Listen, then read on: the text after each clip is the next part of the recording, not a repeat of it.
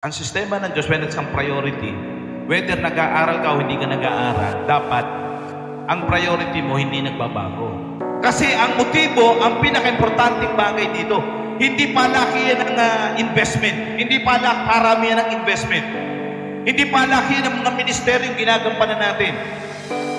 Kasi even our ministry, mawawala po lahat dyan. Itetest ng Diyos yung lahat ng ginawa natin in one point. Yung motibo ng puso. Yung motibo ng puso. Yung pag-ibig na binigay ng Diyos sa atin, that is our desire to do good. Yun po yung nagmo-motivate sa atin. Kaya tayo nandito, not because of our fellowship, because of the love of Christ for us.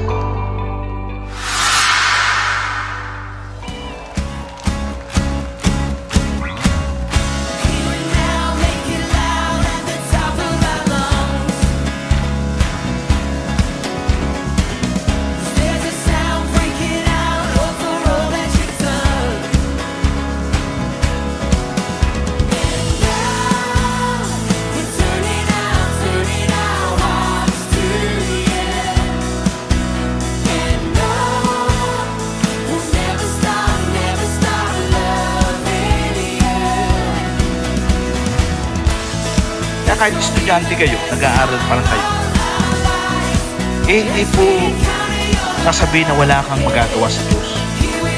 Kasi nasa buhay ninyo, nasa inyo yung pagkakataon, habang bata kayo, nai-invest na yung pinaka-importante sa Diyos. Kaya aalis ka sa mundo ngayon, wala kang regret. Di ba? Kasi bakit? Nakatingin ka ron eh.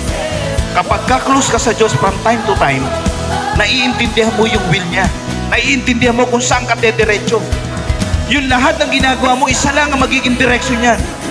Whether nagtatrabaho ka, hindi ka nagtatrabaho. Estudyante ko, hindi ka estudyante. Yun ang magiging direksyon mo. Pagdating ng panahon, kung tama yung puso mo at kung alam mo kung yung ini-invest mo, kung ito.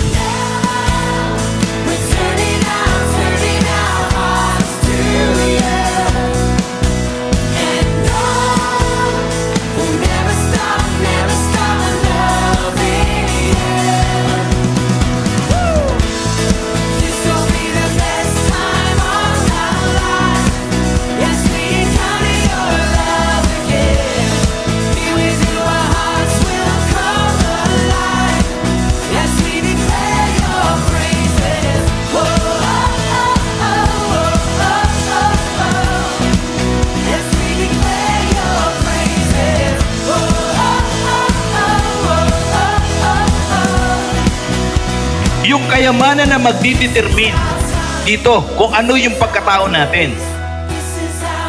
Your treasure determine your heart. Yung kayamanan mo ang magdidetermine kung yung puso mo talaga bang yun yung hinahanap mo.